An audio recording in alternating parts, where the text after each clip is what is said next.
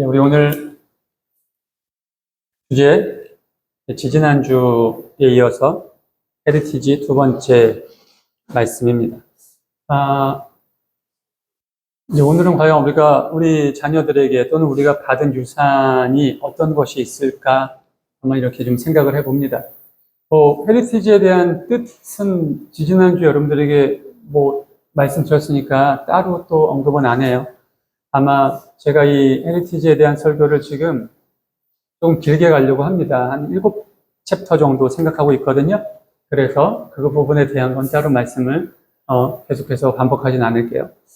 어떻게 좀 생각을 해보셨습니까? 지지난주 설교 들으시고, 지난주는 우리가 여행을 가는 주다 보니까 다른 우리 주제로 제가 말씀을 선포했습니다.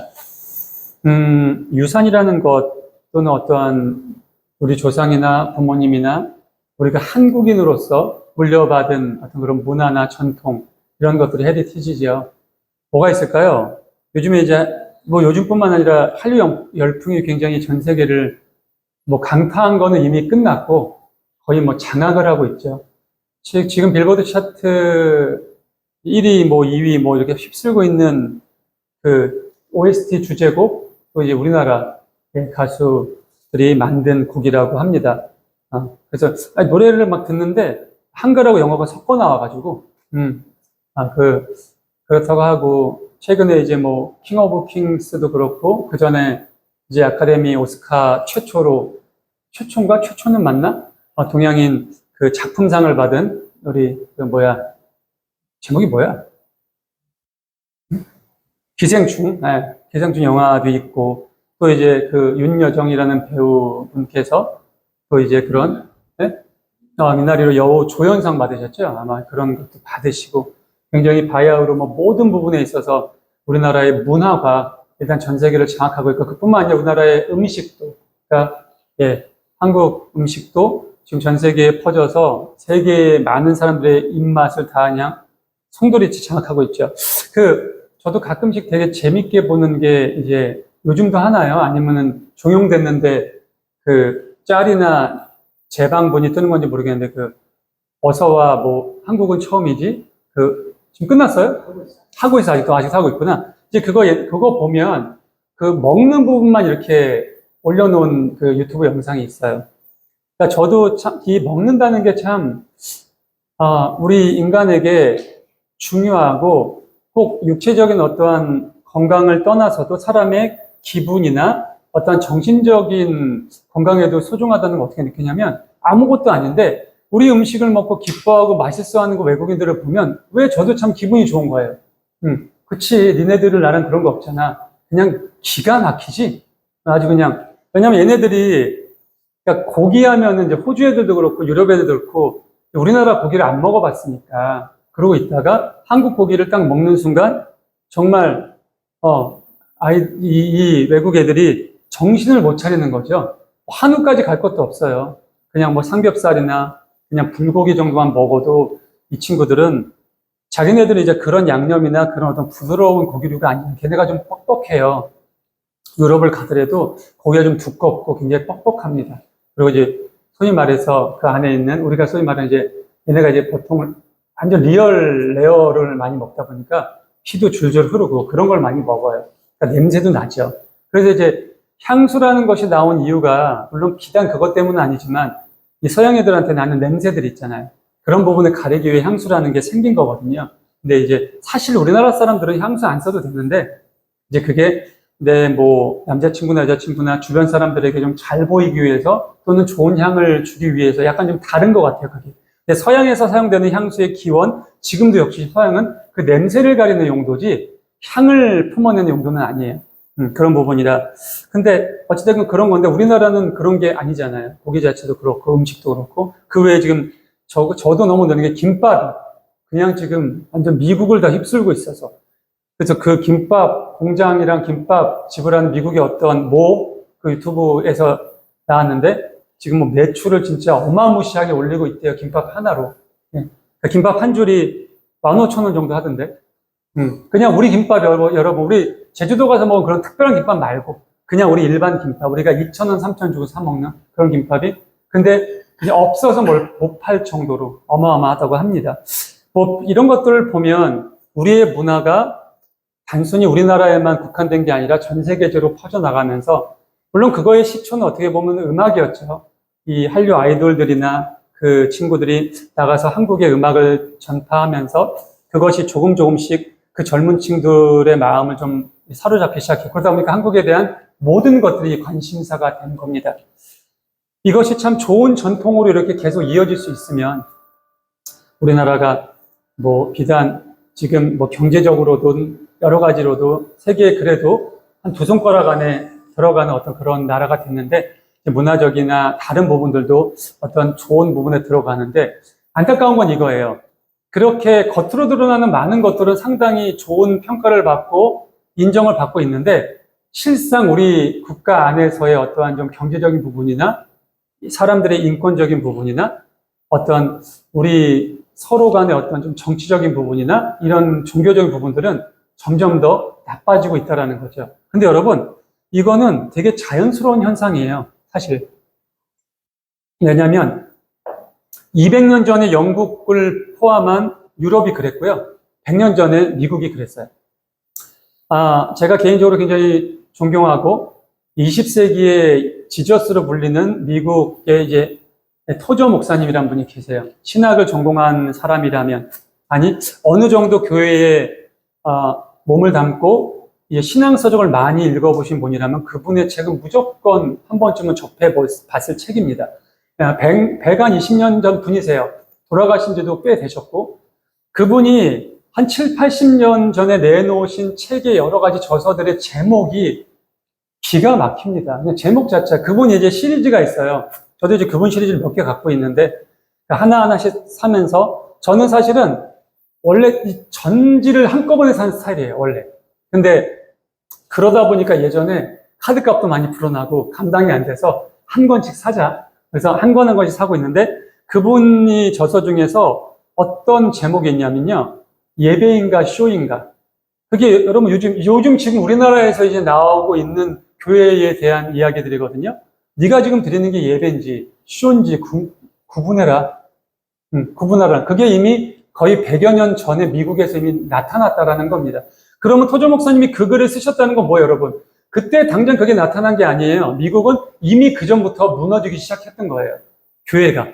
그 사회를 지탱해오고 있었던 질서와 기준을 제시해주고 있었던 가장 중심이 되는 그 종교의 어떤 최정점에 있는 기독교가 무너지기 시작했다는 겁니다. 그 외에도 토조 목사님의 대다수의 그 책들의 제목을 보면 지금 이 시대에 현재 우리나라 대한민국의 종교계 또는 기독교계, 또 저와 같은 목사들을 온전하게 좀 되돌아보게 하는 그런 내용들이 많이 있습니다. 어저께 신문을 보니까, 신문이 아니라 이게 습관이 돼서 그 앱에 떠 있는 신문, 다음 신문을 이렇게 보니까 이 정부가 지금 기독교 대학교를 없애는 작업을 들어갔어요. 그래서 지금 현재 장신대, 총신대가 사라집니다, 여러분. 사라지고요. 감신대도 사라져요. 그래서 저는 아내한테, 뭐야? 단대도 지방으로 가고 대학원은 없어져? 학교가 다 없어지네? 그 이유는 그거예요. 너무 많다라는 거야. 그리고 기독교, 지도자를 배출하는 전통적이지 않은 학교는 없애겠다. 근데 그 학교에 감신과 총신과 장신이 들어가 있어요. 지금 대한민국을 가장 대표로 하는 이 빅3의 대학에 들어가 있다는 것 자체가 아이러니했던 거야. 많은 군소신학들이나 좀 사이비틱한 학교들을 없앤다면 이해가 되겠는데, 전통 중에 전통이며 정통성이 가장 강한 학교들을 없앤다는 거죠. 그건 뭘까요, 여러분? 빠르거든요? 그러니까 영국이 무너진 거는 예를 들어서 한 3, 400년 걸렸어요. 미국은 1, 200년 만에 무너졌어요. 우리나라는요, 아마 20, 30년 안에 다 무너질 겁니다. 이거는 저희 교육자들이 매 한 달마다 모이고 분기에 한 번씩은 장로교 전체, 감리교 전체, 우리나라에 있는 기독교 총연합회의 지도자들과 임원들이 모여서 회의를 합니다. 저도 부족하지만 임원이어서 그 회의에 참석을 해요. 5월 초에 있었던 이제 올해 상반기 회의에도 참석을 했었고요. 거기서의 대두가 뭐냐면 이단과 종교의 균열과 붕괴였습니다. 그때 당시에 나오셨던 어떤 목사님이자 지금 우리나라의 지도자분이 말씀하시는 게 아마도 지금 이 정권의 기간 동안 종교를 무너뜨리려고 할 거다. 지금 트럼프가 그 얘기를 했다 그러죠. 이재명 대통령을 만나서 미군하고 한국 교회를 박해했느냐, 무슨 압수수색했느냐, 그 말을 직접적으로 물어봤대요. 그런 부분들, 여러 가지들. 저는 직접적으로 이제 그 부분을 타격을 맞게 되는 직업에도 있고, 당연히 교회 목회자니까 예민하지 않을 수가 없죠. 근데 그게 수순입니다, 여러분. 사단은, 우리는 태초로 올라가야 되거든요.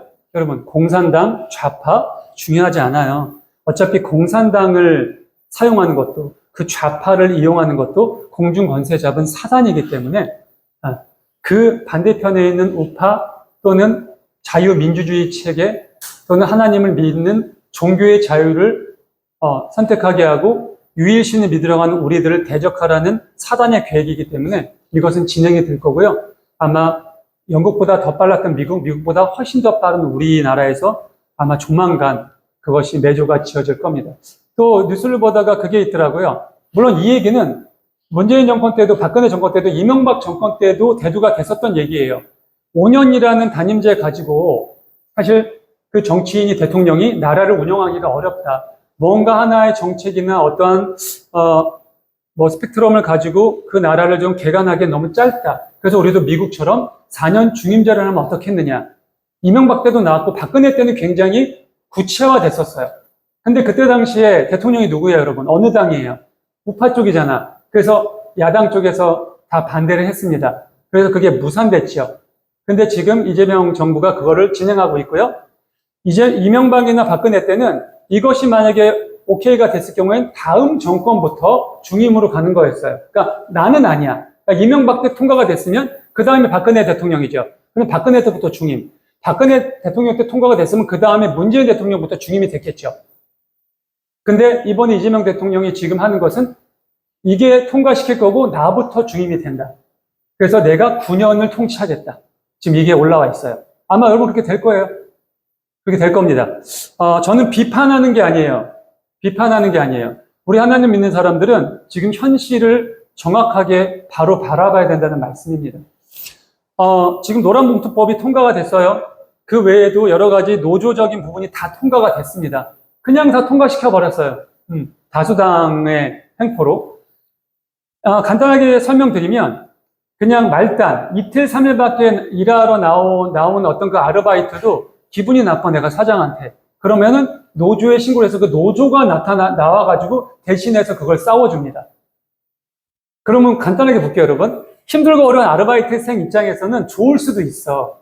그렇다면 사업주 입장에서는 어떨까요? 이건 지옥이에요, 여러분. 그래서 지금 발빠른 대기업들은 어떻게 됐느냐? 지금 미국이 도입한 AI, 로봇, 엔지니어, 로봇, 기사, 로봇, 심지어, 제가 갑자기 좀 생각이 안 나네? 그, 사람을 고용하는 그, 직업인데 지금 그 이름이 생각까지 빠르게 지금 도입을 하고 있습니다. 여러분, 이걸 아셔야 돼요. 그게 빠르게 도입되잖아요. 결과론적으로 피해보는 건 노동자들이라는 거를 몰라. 참 답답한 것 같아. 지금 이미 여러분 주유소나 지금 무인 편의점이나 무인 카페들 이미 없어요, 사람이. 근데 지금 대기업이 나서서 그 모든 것들 다 바꿔버린다라는 거예요. 그럼 뭐예요, 여러분? 채용 안 하겠다라는 얘기야. 지금 있는 사람은 못 잘라요, 여러분. 이게 다 통과돼서 지금 있는 사람은 자르질 못해요. 정년이 되거나 지가 관두지 않는 이상. 그러면 앞으로 어떻게 되든가 신입사원 채용을 안 한다는 얘기예요. 이해되세요? 무슨 말씀인지? 세상은 그렇게 돌아가고 있습니다. 점점.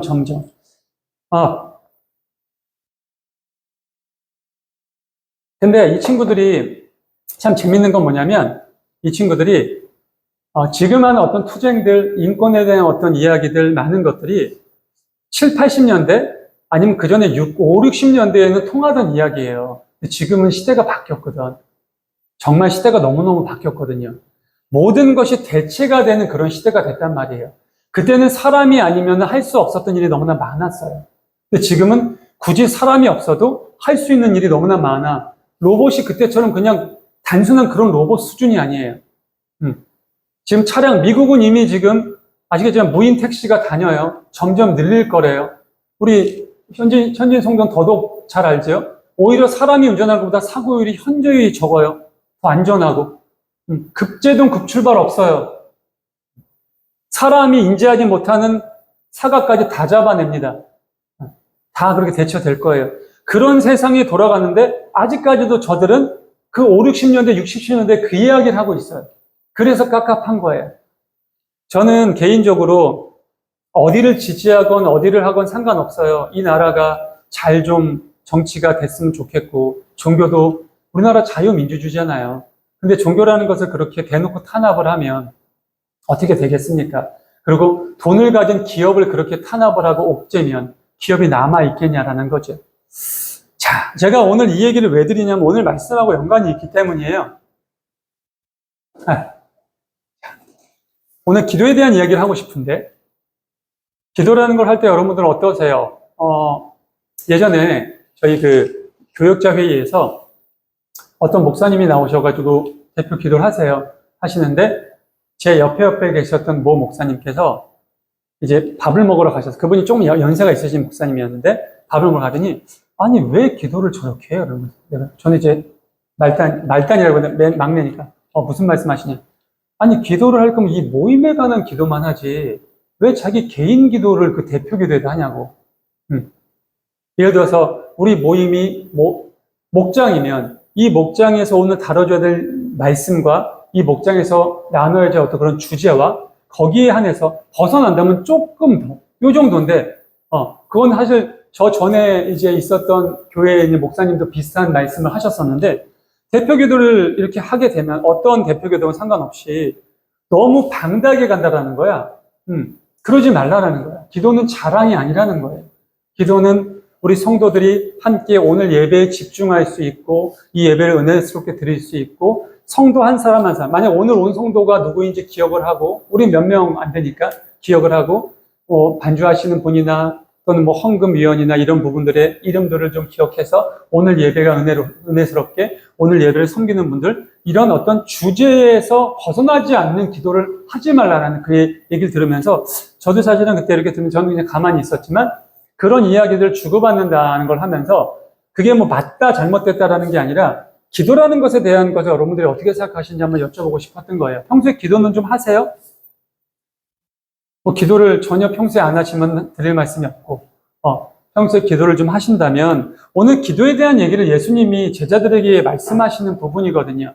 다 아시겠지만 오늘 8절 이후에는 주기도문이 나옵니다. 그래서 너희들은 앞으로 이렇게 기도해. 그동안 너희들이 이렇게 기도했다라는 거예요. 자, 너희는 기도할 때에 그동안, 제가 좀 바꿔서 얘기할게요. 너희들은 위선자들처럼 기도했어. 우리 다 포함돼요. 어떻게 기도했어? 그 사람들은 사람들에게 보이려고. 딱 나오죠? 사람들에게 보이려고. 자, 대표 기도, 어떠한 중요한 기도. 사실 기도를 딱 들었을 때 나도 모르게 절로 아멘이 될 때가 있어요. 근데 그냥 예의상 아멘을 해주고 할 때가 있어요. 전자였을 경우에는 정말 그 기도가 마음에 와닿거나, 정말 이게 이 오늘 모임에 정말 참 잘 맞는 기도구나, 너무 은혜스러운 기도구나, 함께 기도하는 우리 성도들도, 이 모임에 이 집회에 있는 이 분들도 저 기도를 듣고 마음의 위로를 얻겠구나, 이럴 때 정말 나도 모르게 주여 아멘이 나옵니다. 근데 이 기도가 별로 길지도 않은데 깝깝하고 답답한 기도들이 있어요. 사실 기도를 평가한다는 건 아니지만 그런 것들이 바로 사람들에게 보이려고 하는 위선자들처럼 하는 기도입니다. 그리고 또 하나, 회당과 큰 길 모퉁이에서 기도한대. 역시 마찬가지죠. 그렇게 하지 말라라는 거예요. 그러면서 주님께서 이 말씀을 하세요. 내가 진정으로 너에게 말할게. 그들은 이미 지들 상을 다 받았어. 이 땅에서 현재 살아가고 있고, 직업이 있고, 재물이 있고, 이미 그걸로 상이 끝났다라는 거예요. 그럼 뭐예요, 여러분? 하늘 상이 없어, 그들에게는. 하늘에선 더 이상 받을 상이 없다라는 얘기입니다. 계속 이어지죠. 또 강조하세요. 너희는 기도할 때에 골방에 들어가서도 문을 열고 하지 말라라는 거야. 문 닫고. 골방이 무슨 뜻일까요, 여러분? 골방이라는 것은 우리 소위 말해서 다락방, 또는 한쪽에 치우쳐진 방, 평소에 잘 가지도 않는 방, 그런 방을 골방이라고 뜻해요. 그러니까 정말 내가 은밀히 들어가서 문을 닫고 기도한다면 내가 어디 있는지 찾을 수도 없는 곳, 어디 계시지? 그런 곳. 은밀하게 하라는 거, 은밀하게. 누구에게? 내 아버지에게. 근데 내 아버지도 어떻게 하시대요? 여기 뭐라고 써 있어요? 네? 안 보이세요? 가려져 있어서? 숨어서 계시는. 개역개정에는 은밀히 보시는 계시는 써 있죠. 숨어서 계시는. 자, 숨어서 계시는 내 아버지께 기도하래요. 자, 여기서 왜 숨어서다는 단어가 사용됐을까요? 숨다라는 의미가 이제 우리 세번역에서는 저렇게 표현됐지만, 그 정확한 의미를 얘기하시면 어디에든 계시는 이라는 뜻으로 해석하시면 돼요. 여기도 계시고, 저 밖에 부엌에도 계시고, 위에 뮤직엔 우리 아이들이 지금 성경 공부하는 거기도 계시고, 내가 화장실에 가 있을 때도 계시고, 어디든 계시는 그분. 어디든. 그러니까 숨어있다는 표현을 한 거예요. 안 계신 것 같아. 안 계시다는 게 아니야. 예를 들어서 내가 교회 장로고, 목사고, 집사고, 권사인데, 내가 세상에 나가서는, 소위 말해서 술도 좀 먹고, 세상 사람들하고 버텨. 뭐 설마 예수님이 이런 데까지 계시겠어? 하나님이 계시다는 거야, 거기도. 어디든 계시다는 거야. 그 아버지께 기도하라는 거예요. 그리하면 어떻게 계시대요? 어디든 계시는 숨어서 보시는 너희 아버지께서 너에게 갚아주실 거라는 거예요. 그러면서 계속 말씀하세요. 또 너희 기도할 때에 이방 사람들처럼 나를 되풀이하지 말래요. 자, 위선자처럼 남에게 보이는 기도하지 말라. 그 다음 두 번째 말씀하신 건 이방 사람들처럼 나를 되풀이했어, 너네들. 너네들 그렇게 위선자처럼 남에게 보이는 기도하고 이방인들이 찾는 것처럼, 여러분, 이방인들이 찾는 되풀이하는 말은 뭘까요? 뭘까요? 네? 응? 우리 뭐가 되풀이돼요, 인생에서? 여러분들 마음속에 되풀이되는 게 뭐야? 돈 아니에요? 그거 꼭 말로 해야 돼? 돈이잖아요. 뭐 돈 말고 걱정 없으시잖아. 아닌가? 솔직히 그렇지 않아요? 누가 지금 딱 앞에다가 현금으로 100억 딱 갖다 주면 그냥 만사 오케이 아니세요, 다들? 사실 그렇잖아요. 근데 여러분, 최장암 말기 치안부를 2달 받은 사람 앞에는 100억이 아니라 100조를 갖다 줘도 아무 의미가 없어요, 여러분. 무슨 말씀인지 이해가 되세요? 제가 말씀드리고 싶은 건 뭐냐면, 이방인들은 그렇다라는 거야. 그래서 주님도 말씀하시잖아. 야, 뭘 먹을지 마실지 입을지, 먹고 마시고 입는 게 뭐라 그랬어요, 여러분?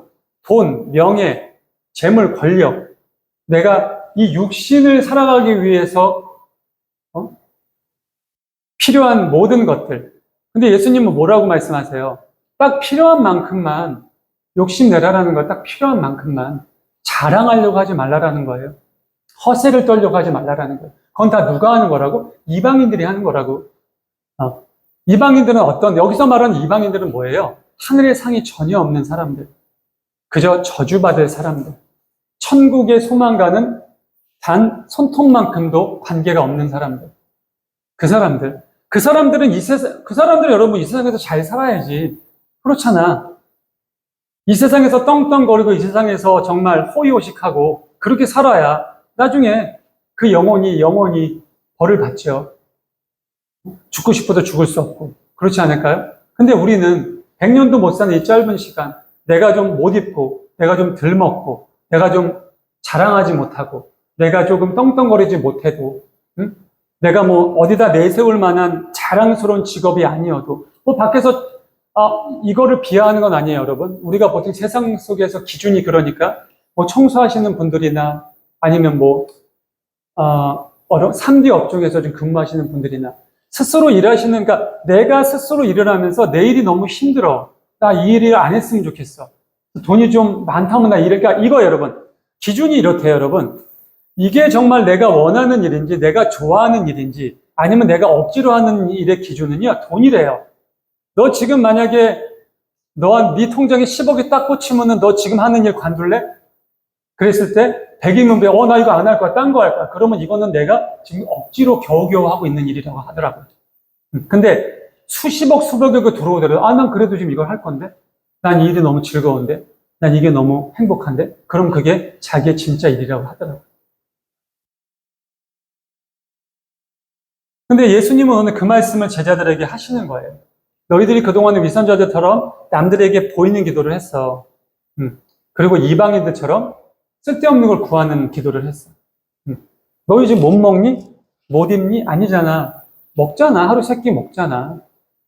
겨울에 따뜻한 옷 입고. 여기 뭐 오리털 파카 하나 없으신 분 계세요? 없잖아. 겨울에 따뜻한 옷 입고 여름엔 더 시원한 옷 입고. 우리 또 교회에서 제주도도 놀러 갔다 오고. 여러분, 우리나라에 아직도 평생 70년, 80년, 90년을 사시면서도요, 여행 한번 못 다녀오신 분들 많아요.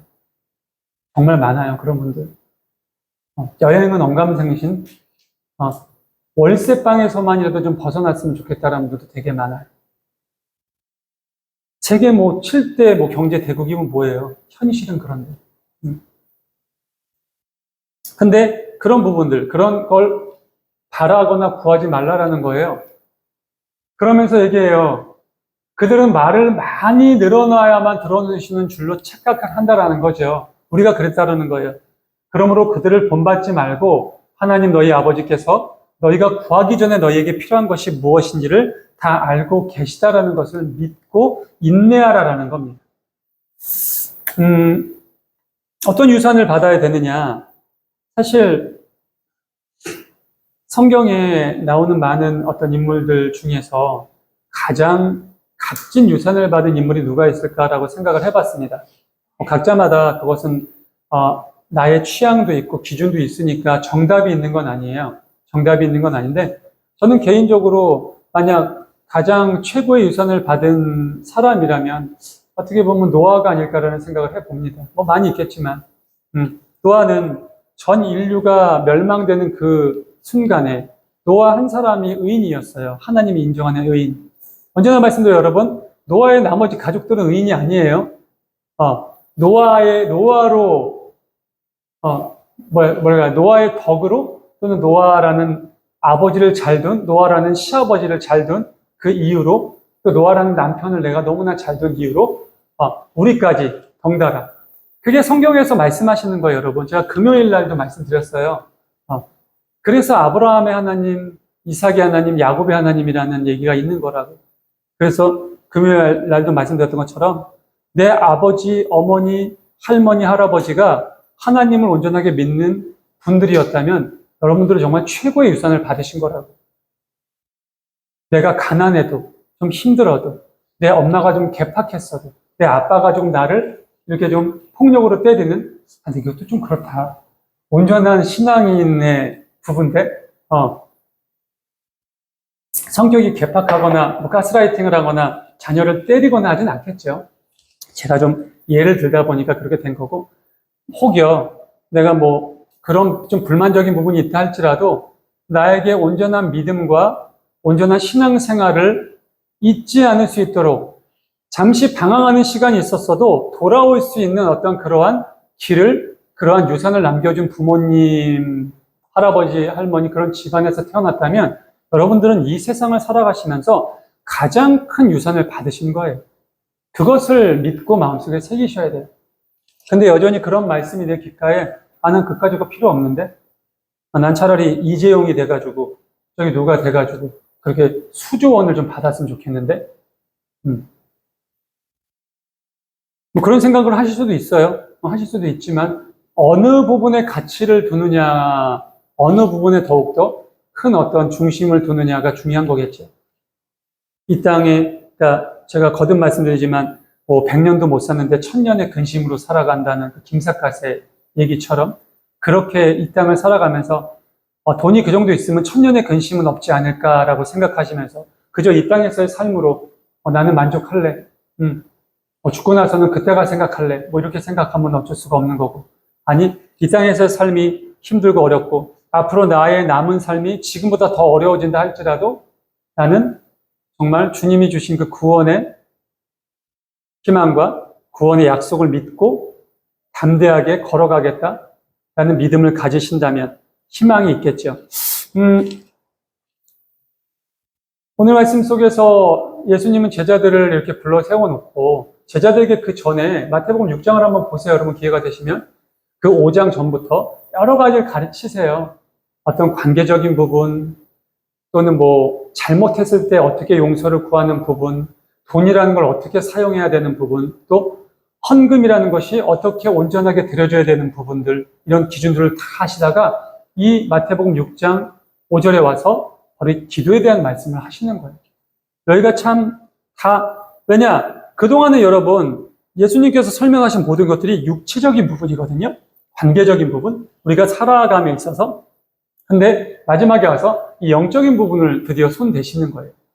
아무리 육적인 부분이 잘 된다 할지라도 영적인 부분이 무너져 있으면은 구원에 이르기가 어려우니까. 그래서 가끔 제 주변에 믿음이 없는 친구들이나 무신론자 친지들이 저한테 가끔 그래요.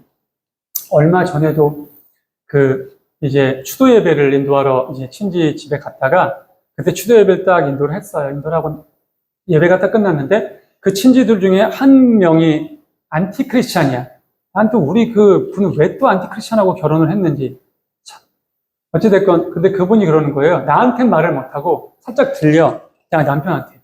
아니, 그러면 정말 청렴결복하게 살아가시고 누가 보더라도 정말 저런 사람처럼 살아야 되고 그런 훌륭하신 분이 하나님을 안 믿으면 지옥 가는 거야? 딱 그러는 거야. 근데 우리 저희 친지분도 믿음 있는 분이니까 당연하지. 그러니까 말이 돼? 그게 말이 돼? 그대로 전 여기서 진짜 토시 하나 안 빼고 말씀드리는 거예요. 뉘앙스도. 그게 말이 돼? 난 이래서 기독교가 싫어. 그게 말이 돼? 여러분, 이런 사람 많아요. 많지 않아요, 솔직히? 되게 많아요.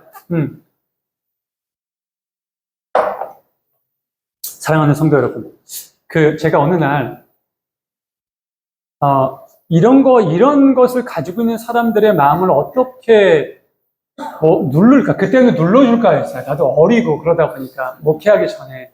그때가 아니라 고등학교 때였던 것 같은데, 근데 지금은 이제 좀 다르게 말씀드릴 수 있는 것. 그날 하나님이 저에게 지혜를 하나 주셨나 봐요. 집에 이렇게 가다가 제가 눈이 나쁘잖아요. 나쁜데도 앞에 이렇게 뭐가 보여. 이게 뭐지? 딱 갔더니 개미떼가 종 잡아서 한 2, 30마리 된 것 같아요. 정말 이렇게 밥풀 떼기 하나 들고, 과자 쪽 하나 들고, 이렇게 종종종 줄러서 어디로 들어갔는데 그 개미굴로 들어가는 게 보이는 게 직접적으로 처음 본 거야. 텔레비나 생물 시간에 영상으로 봤어요. 그러니까 너무 신기하잖아요. 그러니까 위에서 이렇게 봤어요. 보는데 계속 들어가. 그리고 또 나와. 오, 신기해, 나와. 근데 그 순간 하나님 저에게 제 머리를 땅 때리는 게 있어요. 뭐냐면 얘네는 지금 내가 바라보고 있는데 내가 바라본다는 걸 몰라요. 그러고는 그냥 자기네 일을 지금 하고 있어요. 내가 혹여 밟아서 그 개미 굴까지 다 무너뜨릴지 아니면 그냥 두고 갈지 아니면 그런 애들 저 본 적이 있었거든요. 옛날에 촌농 이렇게 해가지고 거기다 붙는 애들. 알죠? 어렸을 때 애기들 보면 그런 애들 있다. 그러면 인간이 악한 게 맞는 것 같아. 네. 그 어린 꼬맹이들이 왜 그 개미들, 곤충들을 죽이는지. 그렇죠. 초등학교 때도 꿀벌을 잡아가지고 꿀벌을 이렇게 딱 잡아서 꿀벌 뒤에 있는 침을 빼서 죽인 애들도 있었어요. 난 이해할 수가 없는 거지. 지금 생각해도 이해가 안 돼요. 그런 애들 보면. 그리고 저는 곤충을 잡는 것 자체도 좀 싫어했어요. 곤충 잡으러 가잖아요. 저는 가끔 곤충을 왜 잡니? 좀 그러거든요. 야, 누가 정말 네가 곤충보다 몇백 배 크잖아. 요즘 나왔잖아요. 진격의 거인. 딱 나온 것 같아. 그래서 진짜 그런 거인이 와서 널 그렇게 잡으면 넌 좋겠냐? 전 그랬었거든요. 정말로. 잡지 마. 왜 잡어? 근데 그걸 보면서 제가 순간 어디를 봤는지 아세요, 여러분? 하늘을 본 거야. 제가 다 하늘이 보이는 거예요. 하나님이 오늘 말씀하셨던 것처럼 어디든 계시고 무엇이든 하시는 그분이 나를 이렇게 똑같이 보고 계시는데 나는 그분이 나를 바라보신다는 걸 모른 채 다 이렇게 나도 하고 있겠구나. 아까 그게 그 얘기예요. 소위 말해서 정말 아무것도 모르고 쥐뿔도 모르면서 자신의 기준, 지 기준이 얼마나 있겠어 인간이. 뭐 한 요 정도 될까? 요 정도 기준? 자신의 상식, 자신의 철학? 지가 오래 살아봤자 저보다도 나이가 어린데 기껏해야 40년 산 거? 고작 그거 산 철학가 그거 가지고 감히 말씀으로 우주 만물을 창조하신 그분의 섭리와 그분의 기준의 법칙이 잘못됐다고 평가해? 그게 악한 거예요. 악한 거. 딴 게 악한 게 아니고 그게 악한 거. 금요 예배 때도 언급드렸지만 악하다는 게 뭐 주변에 나와가지고 사람을 뻑치게 하고 뭐 심약한 여성들에게 나쁜 짓을 하고 이게 그건 범죄고요. 악함이란 건 범죄랑 틀려요, 여러분. 선하고 착한 사람도 범죄를 저지를 수 있어요. 순간적으로 욱해서. 그렇지 않아요? 어머, 뭐 어떻게 그런 일이 있었대. 그럴 사람이 아닌데. 무슨 일이 있었던 거예요? 그죠, 여러분? 우리가 여러분 운전하다가 과실치사로 사람을 해할 수도 있잖아. 그럼 악한 거야? 아니란 말이에요. 그건 그냥 사고, 범죄. 거기에 대해서 처벌을 받으면 돼요.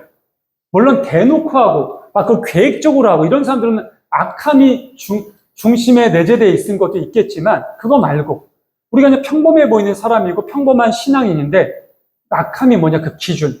내 기준이야. 하나님을 바라보는 것도 내 기준이고, 성경의 중심도 내 기준이야. 내 기준이 안 무너져. 죽었다 깨어나도 안 무너져. 그게 악한 거. 하나님이 말씀하시죠. 이 악하고 게으른 종아. 그래서 너에게 준 것도 빼앗는 데잖아요. 그래서 내쫓는 데잖아요. 사랑하는 성도 여러분, 말씀을 마무리하죠. 오늘 예수님은 제자들에게 기도에 대한 유산을 주셨어요. 너희들이 그동안 기도를 잘못했어. 너희는 잘한다고 생각했지. 근데 너희들이 이렇게 했던 건 위선자들 같았고, 너희들도 저렇게 했던 거는 이방인들 같았어. 하나님은 그런 기도를 듣지 않으셔. 들어주지 않으셔. 너희들이 그동안 입고 먹고 마시고 돈 벌게 해주세요. 성공하게 해주세요. 이런 기도 하지 마. 하나님은 이미 너희가 인지하기도 전에 너희가 필요한 것이 무엇인지를 아셔. 염려하지 마. 그래서 오늘 우리 교동문에도 있었죠. 그러니 너희는 먼저 하나님의 나라, 하나님의 의를 구하려고 노력해. 왜? 그게 하나님의 기준이고 하나님의 명령이며 하나님의 계획이에요. 그 계획에 발을 들이고 따르면 하나님이 그 모든 것을 덤으로 주실 거야 라고 말씀하십니다. 사랑하는 성도 여러분, 이 세상에 참 힘듭니다. 점점 더 어려워질 겁니다. 특히 하나님을 믿고 온전한 믿음을 지키고 정말 정의로운 자유를 선포하려는 우리들에게 점점 더 어려운 세상이 닥쳐올 겁니다. 저도 사실은 우리 대한민국 이렇게 될 줄 몰랐어요. 설마 했어요.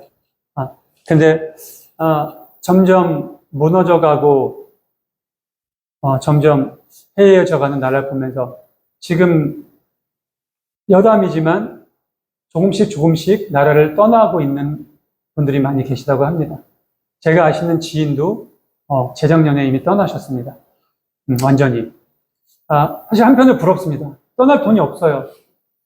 떠날 돈이 없어서 이게 나보다 못 사는 나라로 가고 싶진 않아. 최소한 일본, 미국으로 가면 제일 좋고요. 근데 미국으로 갈 수 있는 돈은 없고 일본 정도는 가능할 것 같긴 한데 그래도 그러면 안 되죠, 여러분. 끝까지 이 나라에 그래도 있으면서 내가 할 수 있는 믿음과 어떤 질서를 지키도록 싸우고 또 목소리를 내야겠죠. 그게 안 되는 그때가 올 때까지 우리 성도분들도 그런 믿음을 지키시고 또 오늘 예수님께서 제자들에게 주신 저 기도의 유산을 우리도 똑같이 마음에 새기고 가장 중요한 건 내 기준이 무너져야 됩니다. 나의 어떠한 질서가 무너져요. 그래야 거기 안에 하나님의 질서, 하나님의 기준이 들어옵니다. 그랬을 때 나의 믿음과 삶이 바로 서시게 될 겁니다. 기도하겠습니다.